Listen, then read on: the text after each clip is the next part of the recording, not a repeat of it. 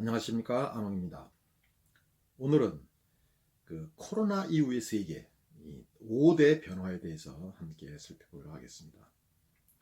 최근에 코로나 백신이 본격적으로 보급되기 시작하면서 코로나 종식에 대한 기대감이 높아지고 있고, 이에 따라서 과연 코로나 이후에 세계는 어떻게 변화할지 그 전망을 둘러싸고 수많은 논쟁이 확대되고 있습니다. 경제적 측면에서는 경제가 V자 반등을 할 것이다, 아니면 구조적인 위기가 심화되면서 중장기적으로 위기가 심화될 것이다. 또한 글로벌라이제이션, 세계화의 퇴조가 확산될 것이다, 아니면 그것이 계속 진전될 것이다 라는 논쟁도 확산되고 있습니다. 이와 함께 기존의 선진국들의 국가체제의 한계, 후진성을 여실히 노정하면서 이에 대한 국가체제의 전면적인 변화의 가능성이 전개될 것을 전망하는 논쟁도 확산되고 있습니다. 이와 함께 코로나를 계기로 해서 각국이 국가주의의 흐름, 이것이 더욱 고조 확산되고 전면화될 것이다. 이에 따라 국가주의 충돌이 세계적으로 더욱 확산되는 상황을 맞이할 것이다 라는 주장이 확산되는 가운데, 다른 한편에서는 기후변화 문제나 자연생태계 파괴로 인해서 지구촌 공동의 위기를 맞이해서 이에 대응하기 위해서는 세계적인 협력이 필요해서 앞으로 글로벌 공용주의, 세계 협력주의, 새로운 글로벌라이즘이 확산될 것이라는 주장이 전개되고 있습니다. 오늘은 그럼 과연 이러한 논쟁이 앞으로 어떠한 방향으로 나아갈지에 대해서 함께 살펴보기로 하겠습니다. 첫째로 코로나 이후의 세계 경제의 전망에 대해서 함께 살펴보도록 하겠습니다. 지금 세계 경제가 V자 반등을 할 것이다, 아니면 U자 반등을 할 것이다, 또는 L자로 나갈 것이다, 여러 가지의 전망이 제기되고 있습니다. 그러나 최근에 IMF나 OECD 같은 경제 성장 전망치에 의하면 작년까지는 세계 경제 성장이 마이너스 3%, 또 미국 같은 경우에는 마이너스 5.9%의 경제 성장률을 보이다가 올해 2021년에는 미국 같은 경우에 5% 이상의 성장률을 보이고 세계 경제 성장률도 5% 이상이 될 것으로 전망되는 등 커다란 변화를 보일 것으로 전망되고 있습니다. 물론 우리나라의 경우에는 이러한 세계적 전망치보다 크게 뒤처진 3%대의 경제 성장률이 전망되고 있고, 사실 미국이 5.5%의 성장률이 전망되는 상황에서 우리나라가 3%의 성장률을 보인다는 것은 극도로 심각한 구조적 문제를 안고 있음을 보여주는 것이라고 할 수 있습니다. 먼저 단기적으로 볼 때 올해에는 세계 경제가 코로나 백신 보급과 함께 이 코로나 위기를 벗어나면서 작년에 비하면 커다란 성장세를 구현할 것이 확실해 보입니다. 이미 선도지표라고 할 각국의 주식시장이나 각종 경제 전망치가 매우 양호한 상황을 보이고 있고, 앞으로 조금 밝게 보는 전망치가 대부분 나오고 있는 상황입니다. 따라서 올 전반기부터 또는 하반기에 백신이 보급되면서 기존에 움츠려졌던 통제되었던 경제 생활에서 벗어나서 그동안 밀렸던 보복 소비를 크게 확대하고, 또한 각종 행사, 모임, 각종 공연, 밀렸던 사회활동이 대대적으로 확산되고, 또한 관광이나 오프라인 경제 활동도 크게 확대되면서 그동안 밀렸던 경제 성장이 한꺼번에 이루어질 가능성이 높은 상황이라고 할 수 있습니다. 더구나 지금 미국을 위시해서 기축통화국들이 양적 완화 제로금리 정책을 당분간 계속할 방침을 천명하고 있고, 대대적인 재정 확장 정책, 금융 확장 정책을 통해서 통화를 공급하면서 이러한 경제 성장을 뒷받침할 가능성이 있습니다. 이와 함께 대부분의 올해 경제 성장 전망치들은 대부분 신흥국들의 경우에 성장을 주도하게 되고, 상대적으로 선진국들은 2019년 이전에 뒤처진 상황이 구현될 것으로 예측되고 있는 상황입니다. 특히 이제 4차 산업혁명, AI 혁명, 글로벌 디지털 플랫폼 혁명 등이 새로운 신산업들이 대대적으로 확산되면서 이러한 성장세를 뒷받침하게 될 전망입니다. 따라서 단기적으로 이 경제가 성장세를 보이고 위기에서 벗어나는 조짐이 명확하게 올해부터는 드러날 가능성이 있습니다. 물론 2차 변이된 바이러스의 공세로 인해서 불투명성이 다소 있지만 이미 바이러스의 공세에 대한 대응 체제가 어느 정도 갖추어진 만큼 성장세를 시현할 가능성이 높다고 볼 수 있습니다. 그러나 중장기적으로 보면 상황이 다릅니다. 중장기적 전망의 경우에는 많은 학자들이나 이 경제 분석가들이 부정적인 전망을 많이 내놓고 있는 상황입니다. 데니 로드리그 프레스턴대 교수 같은 분들은 정부의 확대나 디글로벌라이제이션, 그러니까 세계화의 축소 등으로 인해서 이 세계 경제가 성장세가 낮아질 가능성을 전망하고 있고, 또한 많은 사람들은 미중 패권 전쟁, 또한 보호주의, 국가주의의 확대로 인해서 세계 경제가 움츠러들면서 중장기적으로 이 성장세가 크게 둔화될 가능성을 전망하고 있습니다. 물론 이러한 문제가 성장세에 상당히 지동을 걸 가능성이 있다고 볼 수 있습니다. 그러나 중장기적으로 가장 문제가 되는 것은 지금 선진국들의 무한 통화 공급에 의한 무한 재정금융 확장 정책을 기반으로 한 버블 소비력, 부채 소비력을 무한 확대하면서 이 성장세를 뒷받침하는 그러한 변칙적인 경제 상황이 문제라고 할 수 있습니다. 사실 지금의 세계 경제 상황은 극도로 비정상적인 경제라고 할 수 있습니다. 이미 선진국들은 코로나 위기 이전부터 경제가 매우 어려웠고 2008년 세계 금융위기 이후 위기가 가중되었고 양적 완화나 제로금리 정책을 계속하는 가운데서도 성장세를 회복하지 못하고 위기가 계속 심화되는 가운데 코로나 위기를 맞이하면서 더욱 침체가 가중되는 상황을 맞이했습니다. 문제는 선진국들이 경제 위기 상황에 대응해서 무한 재정금융 확장 정책을 통해서 이 제로금리나 양적 완화 정책을 장기적으로 계속하면서 돈을 무한 풀어서 공급하면서 버블을 무한대로 확대시켜서 버블이나 부채에 의존한 성장세를 유지하고 있는 것이 가장 문제라고 할 수 있습니다. 물론 신흥국들이 지금 실물 경제가 크게 성장하면서 이러한 문제를 상당히 커버하고 선진국의 거대한 버블 자금들의 수익성을 뒷받침하면서 그런 버블을 유지하는 데 기여하는 측면이 있습니다. 그러나 기본적으로 지금의 세계 경제 상황은 선진국 기축통화국들 중심의 무한 통화 공급을 통해서 버블을 무한 확대하고, 또한 버블 위기가 생기면 더 큰 버블을 만들어서 버블 위기를 덮고 버티는 극도로 비정상적인 경제로 버티고 있는 상황이라고 할 수 있습니다. 이러한 지금의 세계 경제 상황은 과거의 국가시장 시대에 미국을 위시한 몇몇 기축통화국들 중심의 이 세계 통화 체제를 문제가 구조적으로 이러한 문제점을 유발했다고 볼 수 있습니다. 즉 새로운 글로벌 시장 시대의 경제 상황에 맞추지 못한 과거의 국가시장 시대 기축통화국들 중심의 세계 경제 체제의 구조적 모순이 극대화되면서 지금의 비정상적인 경제 상황을 유발한 것이 문제라고 할 수 있습니다. 문제는 이러한 버블 경제가 앞으로 지속될 수가 없다는 것이 문제입니다. 버블은 반드시 꺼지기 마련입니다. 네덜란드에서 튤립 버블 광풍이 불 때 튤립 뿌리 한 개가 커다란 건물 한 채 가격과 맞먹는 정도까지 확산되었습니다. 그러나 결국 한꺼번에 이것들이 무너졌습니다. 마찬가지로 지금도 버블을 무한 확대하고 있는데 이런 버블은 수익성이 뒷받침되지 않고는 결국은 허물어지기 마련입니다.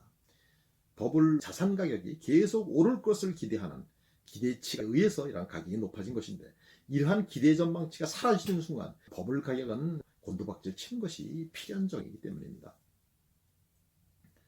이에 따라 선진국들의 가장 고민은 거대한 버블 자금들의 수익성을 뒷받침하는 초점을 맞추고 있습니다. 신산업들이 크게 발전하고 새로운 신산업으로 대대적으로 이전해서 새로운 수익성을 갖추고, 또한 수많은 선진국 자금들이 신흥국의 고수익 투자처로 옮겨가서 투자 수익을 통해서 버블 투자 자금의 수익성을 유지하면서 버티는 데 초점을 맞추고 있습니다. 그러나 선진국에는 투자 자금은 무한대로 많아지는데 투자할 곳이 없어서 결국 부동산이나 주식 버블로 대거 몰리면서 이 주식 버블, 부동산 버블이 천정모르게 높아지고 있고 수익성과는 완전히 분리되어 무한 투기화되어 있는 상황입니다. 실로 세계 경제는 지금 카지노 경제로 화했다고 볼 수 있습니다. 결국 이러한 선진국 거대 자금을 수익성을 보장해 주지 못한다면 이러한 버블 위기는 결국 한계를 맞이해서 꺼지게 되고, 한 곳에서 버블이 꺼지면 연쇄적으로 버블 위기가 확산되면서 세계 경제가 공멸하는 상황을 맞이할 수 있습니다. 결국 지금은 무한 버블 확대를 기반으로 해서 단기적으로는 각국 경제가 성장하고 회복되겠지만 중장기적으로는 이 과거의 기축통화국 중심의 그 세계 통화 체제의 그 구조적 모순이 적나라하게 노정되고 세계 버블 경제의 구조적 모순이 극대화되면서 이 한계 상황으로 치닫고 있고, 결국 이것이 허물어질 경우 세계 경제는 근본적인 대위기를 맞이할 수밖에 없는 상황입니다. 문제는 우리나라 경제입니다. 지금 서구에서 미국 경제까지 5.5% 이상, 5.8%의 경제 성장률이 전망되는 상황에서 우리나라 경제만 3%대의 경제 성장률이 전망되고 있습니다. 왜 그럴까요? 우리나라 경제는 상대적으로 코로나 타격이 적었기 때문에 상대적으로 경제 침체도 적었고, 다른 나라에 비해서 경제 성장률 하락폭이 적은 편이었습니다. 그러나 지금 현대경제연구원에서 발표한 수치만 해도 이미 일반 경제는 80%가 회복이 되었고 고용만 25%만 회복되는 상황을 되었다고 설명하고 있는데, 이같이 우리나라는 이 침체도 작았고 이 회복도 상당히 된 편인데도 성장률이 극히 미진한 상황입니다. 이러한 상황을 고려할 때 우리나라 경제는 내부적으로 구조적인 모순을 안고 있는 상황이라고 할 수 있습니다. 과연 무엇 때문일까요? 그것은 이미 지난 방송에서 여러 번 설명드렸듯이 우리나라의 경제정책은 글로벌 시장 시대에 들어서 국내의 투자 경쟁력이나 공급 경쟁력, 노동 경쟁력을 향상시키는 쪽으로 나가기보다 오히려 이 포퓰리즘, 재정 지출 확대나 이런 나눠먹기 쪽으로 나가고, 오히려 투자 경쟁력을 더욱 저하시키는 정책들이 본물같이 쏟아지고, 특히 문정부 들어서 그러한 정책들이 확대되면서 이러한 경제 내부의 구조적 위기를 더욱 심화시키고 고착화시킨 때문이라고 할 수 있습니다. 특히 우리나라 경제는 70년간 방만하고 부실한 정부 공공부문을 무한 확대하면서 부실과 비효율과 폐해가 커지면서 이러한 경제 성장을 가로막는 커다란 요인으로 작용하고 있다고 할 수 있습니다. 따라서 우리나라가 이 코로나 위기 이후의 경제를 회복하기 위해서는 이러한 내부의 구조적 문제를 근본적으로 해결하는 새로운 노력과 접근법이 필요하다고 할 수 있습니다. 둘째로, 코로나 위기 이후의 디글로벌라이제이션, 그러니까 세계화의 퇴조에 대해서 논쟁이 확산되고 있습니다.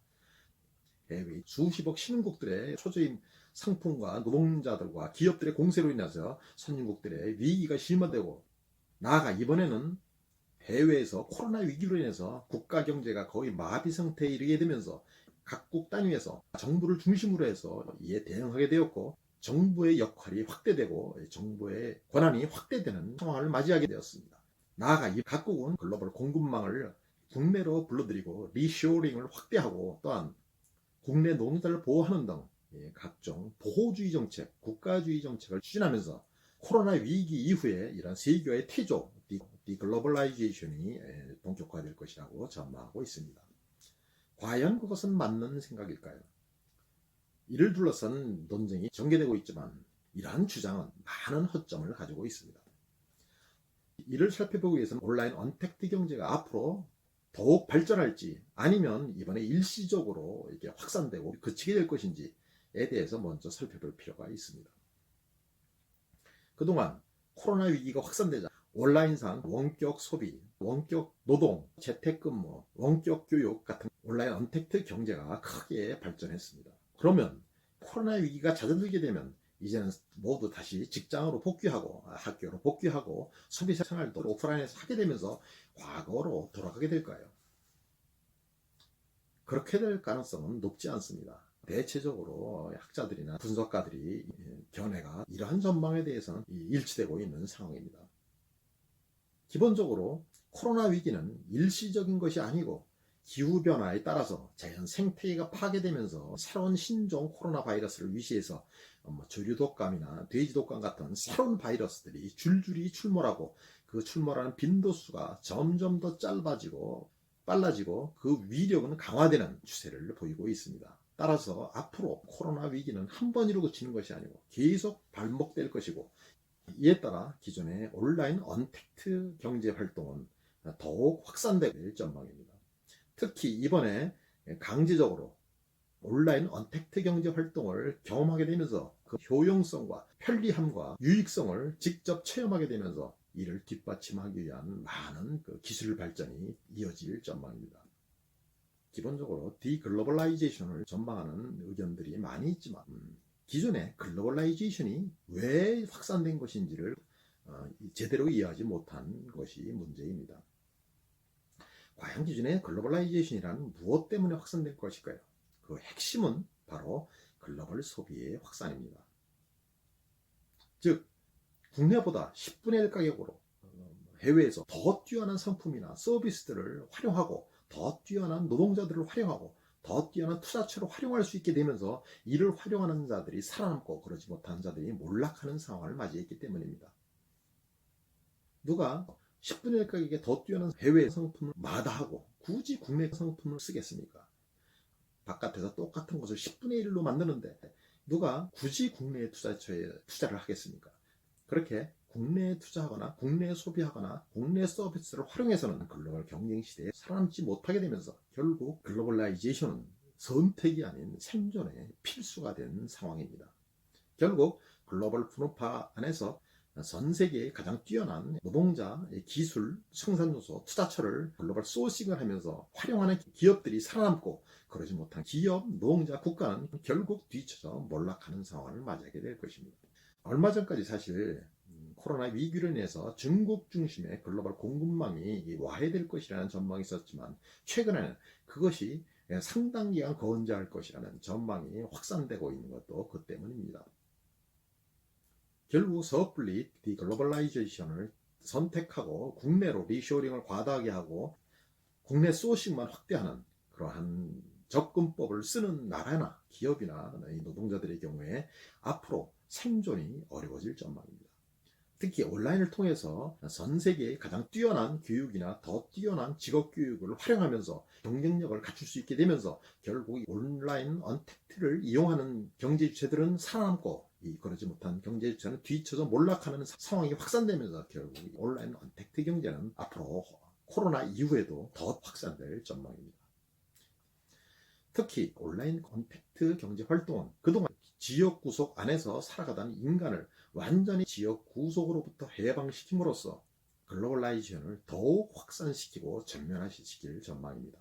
원격으로 교육을 받으면서 지구 반대편에도 노동을 제공하나 살아갈 수 있게 만들고 AI 기반의 글로벌 디지털 플랫폼 서비스의 시대를 맞이해서 AI가 전 세계에서 어디에 더 뛰어난 상품이나 서비스나 노동자나 투자처나 부품업체가 있는지 모두 알려주고 또한 이를 글로벌 플랫폼을 통해서 전 세계에서 쉽게 조달해서 활용해서 살아가는 시대를 맞이해서 온라인 언택트 경제는 전면화되고 그 결과 온라인 언택트 경제의 확산은 앞으로 글로벌라이제이션을 더욱 전면화시키는 결과를 유발하게 됩니다.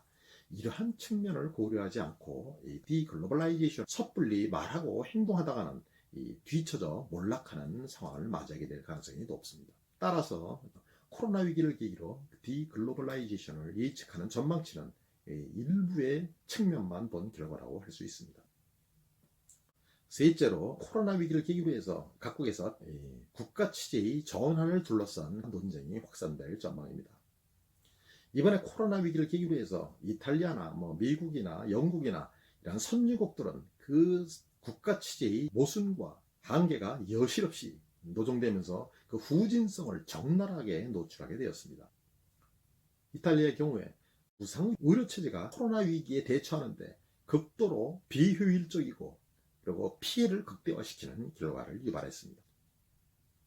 의료체제가 기동성도 뒤처지고 수많은 환자들이 병원에 가지도 못하고 병원에서 치료조차 받지 못하고 그냥 무방비하게 앉아서 죽는 상황을 유발했습니다.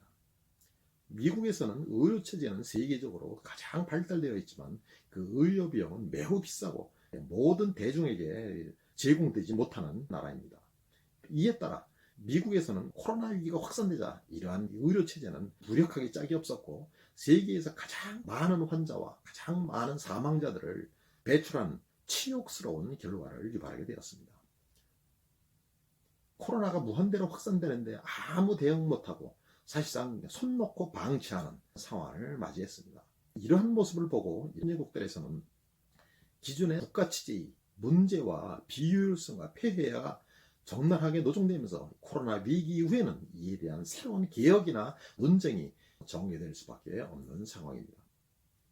이와 관련해서 최근 논의되고 있는 가장 중요한 이슈는 코로나 위기 이후에 정부의 역할 확대를 전망하는 것입니다. 과연 그러한 전망은 맞는 것일까요? 기본적으로 정부의 역할 확대란 코로나 위기 비상 상황에 대응한 것으로 그것이 정상화되고 난 이후에도 지속될 것이라는 것은 납득할 수 없는 주장입니다. 그것은 코로나 확산을 막기 위해 단기적으로 정부의 통제 강화와 정부의 위기 대응 체제의 필요성으로 인해서 정부의 역할이나 비상 대책의 필요성이 커진 때문이라고 할 수 있습니다. 그러나 코로나 위기가 끝나게 되면 그러한 필요성은 급격히 줄어들게 됩니다. 그렇지 않아도 코로나 위기 때에도 이러한 그 통제 체제에 대해서 보이지 않는 통제된 감옥에서 사는 것이라는 비유가 확대되고, 코로나 위기로 죽더라도 자유롭게 살고 죽겠다는 저항운동이 선진국에서 크게 확대되었습니다. 특히 미국, 영국 같이 자유를 중시하는 나라에서는 코로나 위기를 빌미로 해서 인권을 침해하고 통제하고 각종 정보권을 침해하는 문제에 대해서 반발과 저항이 확대된 바가 있습니다. 결국 불가피한 측면에서 일시적으로 이러한 정부의 확대를 용인되었지만, 그것이 코로나 위기 이후에도 용인되기보다 오히려 이 정부의 확대에 대한 반발이 커질 가능성이 높습니다. 더욱 중요한 문제는 정부의 역할을 확대를 주장하지만 그것은 지금 벌어지는 시대적 변화를 깨닫지 못한 주장이라고 할 수 있습니다. 과거 국가시장 시대에는 각국 정부가 각국 단위에서 국내 시장에서 모든 것들을 마음대로 조율하며 통제하고 원하는 대로 세율도 높이고 각종 기업들을 규제하고 각 노동자들을 보호하고 모든 것을 마음대로 할 수 있었지만, 이제는 글로벌 시장 시대에는 각국 정부나 시장이 모두 글로벌 시장이 지배하에 들어가게 되었고, 글로벌 시장의 무한 경쟁 속으로 내몰리면서 이에 따르지 못하면 생존이 불가능해지고 투자와 고용이 이탈하면서 위기가 확대되는 새로운 상황을 맞이해서 정부가 마음대로 할 수 있는 것이 점점 더 없어지는 상황을 맞이했습니다. 이에 따라서 한쪽으로는 정부에 대한 역할, 정부에 대한 수요가 커지고 있지만, 다른 측면에서는 정부가 세금도 마음대로 못 거두고 재정 지출도 마음대로 못하고 제한된 세수 가지고 다른 나라보다 더 뛰어난 정부 서비스나 투자 경쟁력을 제공해야 되는 경쟁 상황에 놓이게 되면서 정부가 할 수 있는 것이 별로 없어졌습니다.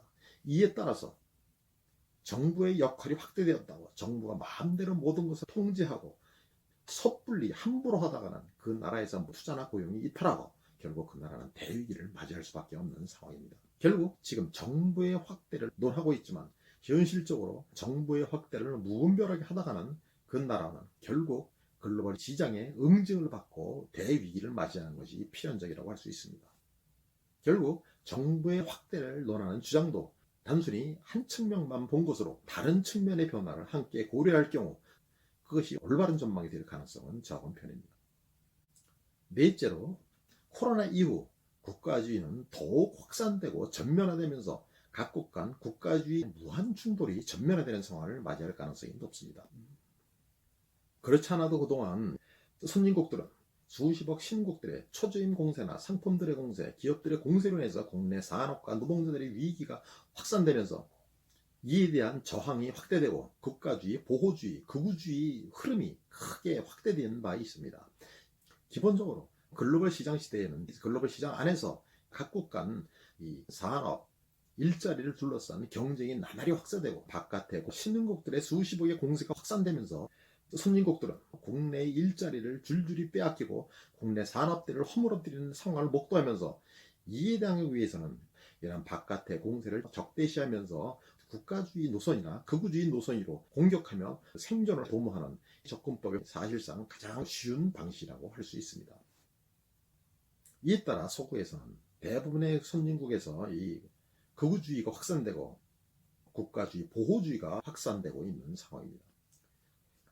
이러한 상황에서 이번에는 코로나 위기를 계기로 해서 이러한 흐름이 더욱 확산될 가능성이 높습니다.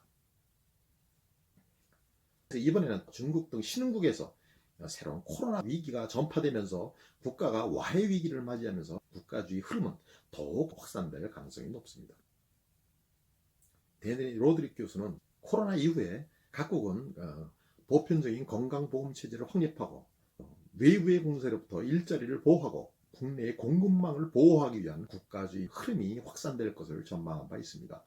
또한 많은 분석가들은 바깥으로 확산되었던 글로벌 공급망 불안정성이 노출되면서 글로벌 공급망을 국내로 불러들이는 리쇼링을 확산될 것을 전망하고 있습니다. 이에 따라 앞으로 국가주의를 중심으로 한 국가 간 충돌은 더욱 확산되고 전면화될 전망입니다. 먼저 코로나 위기 이후에 서구의 중국에 대한 코로나 책임론을 둘러싸고 공세가 확산될 가능성이 있습니다. 또한 신흥국들의 경제 급성장으로 인해서 서구의 경제 패권이 흔들리고 위기를 맞이하면서 이에 대응하는 공세가 더욱 확산될 가능성이 있습니다. 특히 중국 경제가 계속 성장하게 될 경우에 조만간 경제력이 역전되고 미국의 경제 패권, 산업 패권, 기술 패권, 군사 패권, 금융 패권까지 줄줄이 위협받을 수 있는 상황을 맞이해서 미국의 중국에 대한 공세는 더욱 전면화되고 특히 중국 주변에 중국으로부터 위협받는 나라들과 결속하면서 이에 공동 대응하고 중국에 대한 공세도 더욱 전면화될 전망입니다. 이번에 서구에서는 중국이 코로나 위기에 대처하는 모습을 보면서 중국의 폭압적인 체제, 반인권적인 체제, 전체주의적인 체제에 대한 실상을 적나라하게 볼 수 있게 되었고 이에 대한 반감이 확대되면서 코로나 이후에는 이러한 반감을 기반으로 해서 대중국 공세가 더욱 확산될 수밖에 없을 전망입니다. 결국 각국은 그동안 따로따로 경제를 운영하다가 이제는 세계 단위에서 무한 경쟁 속에서 살아가게 되면서 이러한 국가주의를 중심으로 한 충돌이 더욱 확산될 수밖에 없고 더구나 이러한 코로나 위기를 계기로 해서 국가주의 노선은 더욱 확대되고 바깥에 이질적인 국가에 대한 배타적이고 공격적인 성향은 더욱 증대할 전망입니다. 문제는 이미 설명드렸듯이 글로벌 시장 시대에는 이렇게 할 경우에 그러한 나라들만 글로벌 경쟁력이 더욱 뒤처지고 글로벌 무한 경쟁에서 밀려나고 더욱 커다란 어려움을 맞게 되면서 이 후진화될 가능성이 높은 상황입니다. 다섯째로 코로나 위기 이후에 글로벌 공영주의, 글로벌 레짐의 확산을 시도하는 노력이 확대되면서 이를 둘러싼 세계적인 논쟁이 확대되고 국가주의와 글로벌주의 간 충돌이 전면화되는 상황을 맞이할 전망입니다.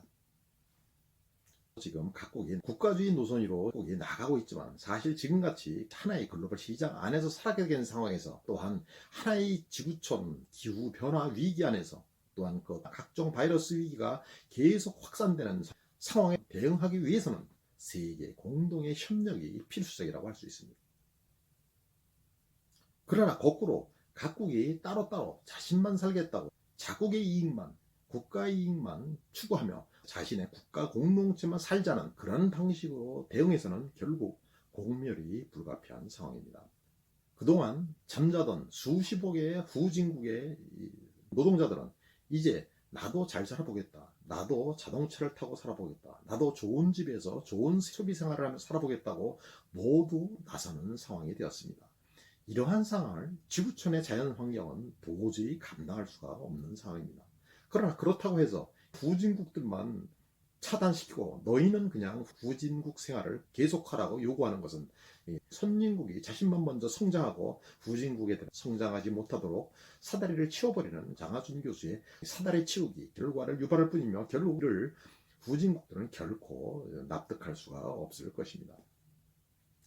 기본적으로 새로운 글로벌 공영주의 체제를 정립해야 지구촌이 공존할 수 있는 상황입니다.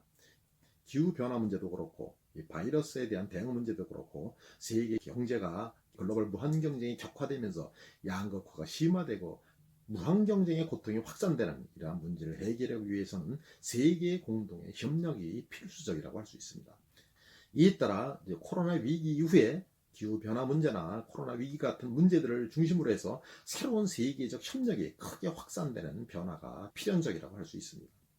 그러나 새로운 세계 공동의 협력체제, 새로운 글로벌 레짐을 확보한다는 것은 사실상 불가능에 가까운 것이 문제라고 할 수 있습니다. 기본적으로 선후진국 이해관계가 워낙 다르기 때문입니다. 기후변화 협약 문제만 해더라도 그동안에 가장 탄소 배출이 많은 미국이나 중국이 이에 대해서 반대해왔고 각국마다 이해관계가 틀리기 때문에 이에 대한 합치된 지구촌 의견을 도출하지 못해온 상황입니다.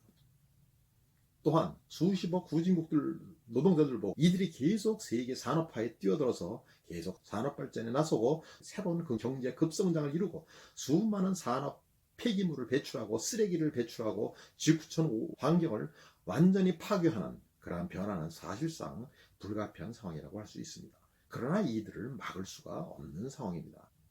또한 이러한 새로운 글로벌리즘을 형성하려는 노력에 대한 음모론도 이미 횡행하고 있는 상황입니다. 글로벌리스트들이 이런 사회주의 세계정부를 구축하기 위해서 이러한 세계정부를 획책하고 있다는 음모론이 확대되면서 이에 대한 견제나 국가 단위의 자유를 고수하려는 저항이 벌써부터 확산되고 있는 상황입니다.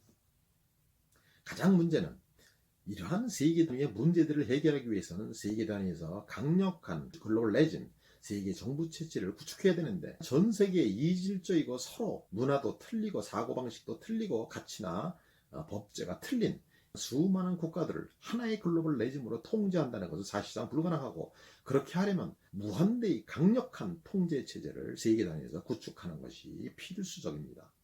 그러나 이러한 통제 체제를 받아들일 나라는 없을 것입니다. 결국 글로벌리즘을 구축하고 지구촌의 위기에 대해서 공동 대응해야 인류의 생존이 가능한 상황임에도 인류가 이러한 글로벌리즘을 시적절하게 구축할 가능성은 거의 전무한 상황이라고 할 수 있습니다. 결국 점점 더 환경 파괴가 심화되고 코로나 바이러스 같은 각종 바이러스 공세가 확산되고 치명적인 바이러스들이 갑자기 나타나서 인류를 멸망의 길로 내모는 이러한 상황에 직면하고, 또한 지구촌 환경이 완전히 파괴되는 기후변화 위기도 극대화되는 상황을 맞이하는 것이 필연적이라고 할 수 있습니다. 결국 이러한 위기를 맞이해서 인류가 선택할 수 있는 것은 국가 단위 공동체 이익을 고수하면서 버티다가 공멸하는 길이나, 아니면 새로운 질서를 합의로는 이루지 못하기 때문에 결국 전쟁을 통해서 새로운 글로벌리즘을 구축하는 두 가지의 길만 남게 될 전망입니다. 결국 세계는 새로운 글로벌리즘을 구축하지 못하고 극도의 혼란과 갈등과 충돌 속에서 대위기를 맞이하게 될 전망입니다.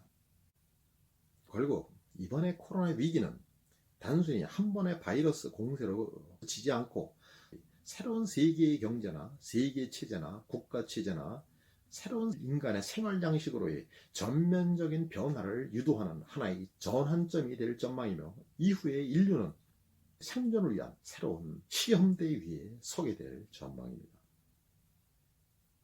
특히 우리나라 같이 이 정치권이나 정부가 이 새로운 시대적 변화에 기민하게 대응하지 못하고 과거의 기득권을 고수하는 데 급급하고 변화를 거부하며 버티고 있어서 매우 문제라고 할 수 있습니다. 또한 경제적으로도 과거의 시각으로 대응하고 과거의 국내 시장의 균형을 이루고 국내 시장에서의 승자와 패자를 관리하던 과거의 시각과 방식을 고수하면서 새로운 시대적 변화에 대응하지 못하고 모두 좌우로 갈라져 내쟁하고 있는 것이 문제라고 할 수 있으며, 결국 경제 위기와 갈등과 대립이 극대화되면서 대위기를 맞이할 가능성이 높은 상황입니다. 따라서 이제는 코로나를 계기로 해서 국내에서도 생존을 위한 논쟁과 토론이 필요하며, 이를 통해서 국내의 의견을 통합하고 국내 역량을 결집해서 새로운 시대적 변화에 공동 대응하는 노력이 필수적이라고 할 수 있습니다. 오늘은 이상으로 마치도록 하겠습니다. 다음 시간에는 우리나라가 이러한 시대적 변화에 대응해서 어떻게 대응해야 하는지, 우리나라에 주어진 시대적 책무는 무엇이고 21세기에 우리나라가 나아갈 길은 무엇인지 함께 살펴보도록 하겠습니다. 감사합니다.